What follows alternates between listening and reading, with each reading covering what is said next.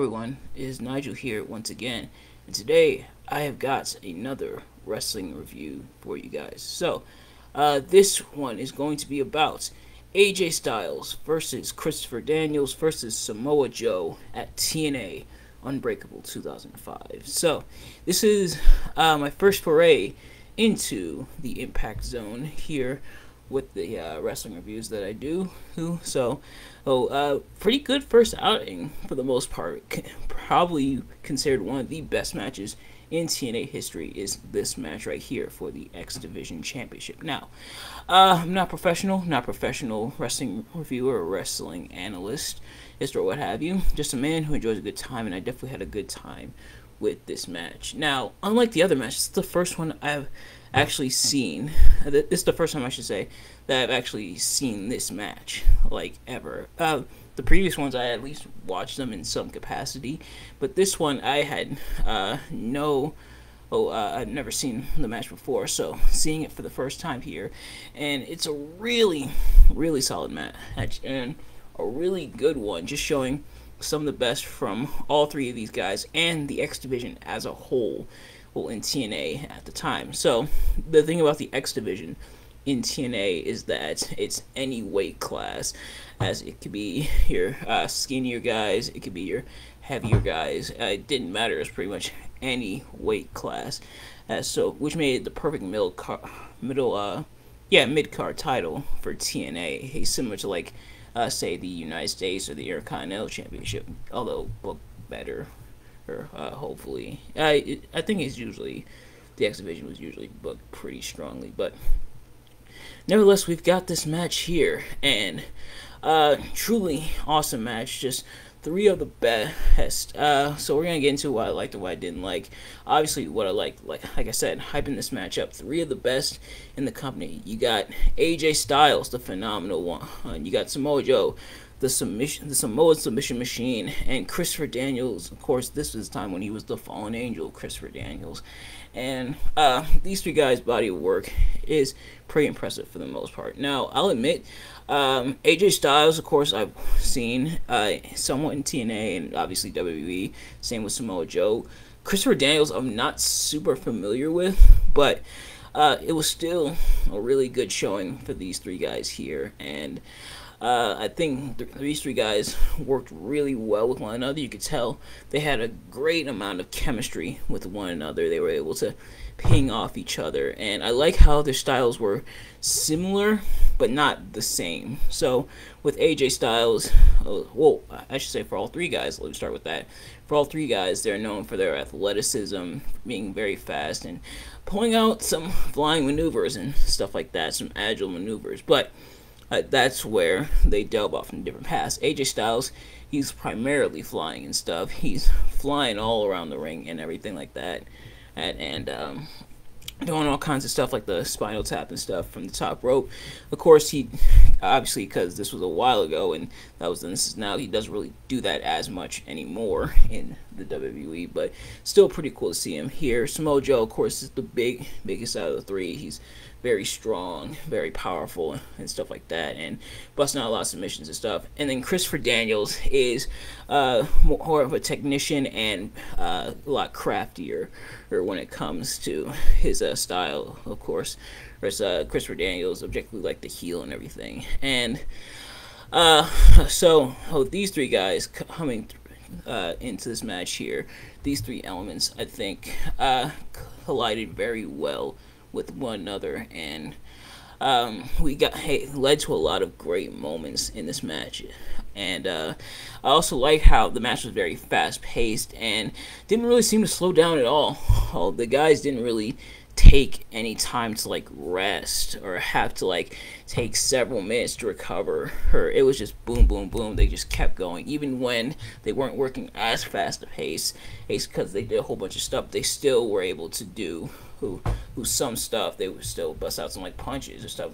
Pretty much did whatever they could to keep the match going, and I think that was really great to see. The fact that they want to keep the people invested in the match, so they keep it going. They continue to go after one another, and they continue to fight each other, even if it's not as quick as they were doing moments ago. They still do some stuff, catch their breath. The fact that it's 3 guys in there, it does give them a little more freedom, so that these 2 guys can work each other, and then when those guys need a bit of a rest, then these 2 can work each other, and then once that guy or whoever needs a rest, then these 2 guys work together. So, and that's the magic, like, and the great thing about multi-man matches is if one guy's like kind of tired out, they did a lot of stuff, then you can go right to the other guy.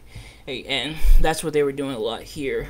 We saw some stuff with AJ Styles and Daniels, and then Daniels and Samoa Joe, and then AJ and Samoa Joe. So yeah, so pretty much able to, like I said, ping off of one another, and just keep it going from there.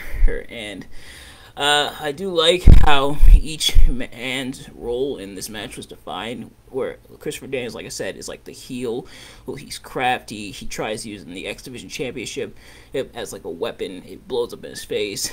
He's very crafty, waiting until Samoa Joe or AJ did the work, and then trying to pick up the pieces from there. Samoa Joe is like the big bulldozer, or the definitely a crowd favorite, and up to this point, from what the commentary was saying, up to this point he was undefeated, which is pretty cool, and it makes you remember that Samoa Joe was booked pretty strongly in TNA and everything. So there was that, and then AJ is like the underdog, and he's ultimately got a lot of the crowd support. Like I said, Samoa Joe definitely has a lot of crowd support, but AJ has, I think, the majority of the crowd support, so it's the right decision for him to be the one to actually pick up the victory in this match.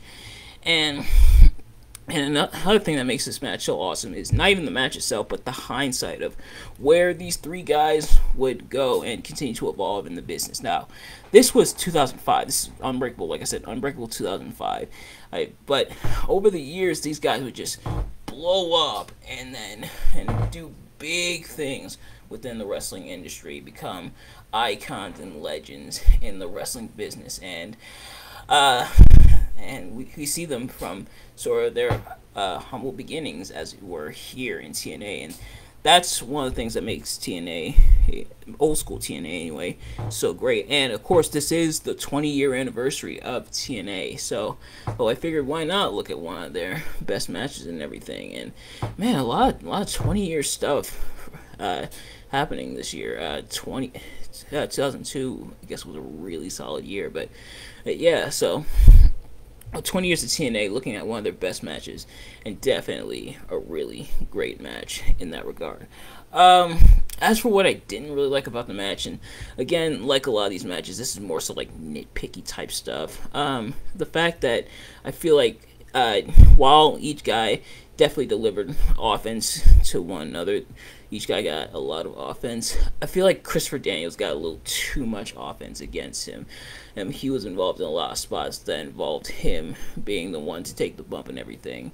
And I feel like it should have been a little more evenly distributed, but honestly, it's not really a whole lot to bother me and everything, especially because, like I said, all 3 guys took some punishment and dished it out as well. Christopher Daniels, it's not like he was a total chump in this match. He did stuff, of course, and it made sense. He was the champion going in, so it made sense for him to still do stuff, but the fact that he took the brunt of the offense was kind of to me. But that's really about it, and that's honestly just my opinion. And honestly, like I said, kind of irrelevant, kind of nitpicky in the grand scheme of things. It's not really impacting the match that much, no pun intended when I say that. But yeah, so that's gonna do it for this match. If you haven't already, go check it out. It's on YouTube in its entirety. That's where I watched it at, so if you haven't already, go check this match out. You'll definitely be glad you did. Thank you all so much for watching. I hope you enjoyed my review. If you did, please like, comment, subscribe, share, all that great stuff. Tomorrow I'm gonna be doing my review, or I may be watching, I'm not entirely sure, or pretty much the next review for Star Wars Episode 5, The Empire Strikes Back, will be happening in the next couple days, so stay tuned for that. It's just a matter of, do I want to watch it tonight or tomorrow? But that review will be coming, and of course, first as always, System Shock Radio and Tales from the Labyrinth are going to be coming this week. Tales from the Labyrinth is going to be happening Saturday night at 11 p.m. over on Instagram on the Nigelverse page. So if you haven't already, go follow that page. And then System Shock Radio is going to be live at 1 p.m. on Facebook Live from my page. So, go check. So, stay tuned for that as well. Yes, but that's going to do it for this episode. This review, I should say. Thank you all so much for watching. I hope you enjoyed, and I will see you guys later. Peace.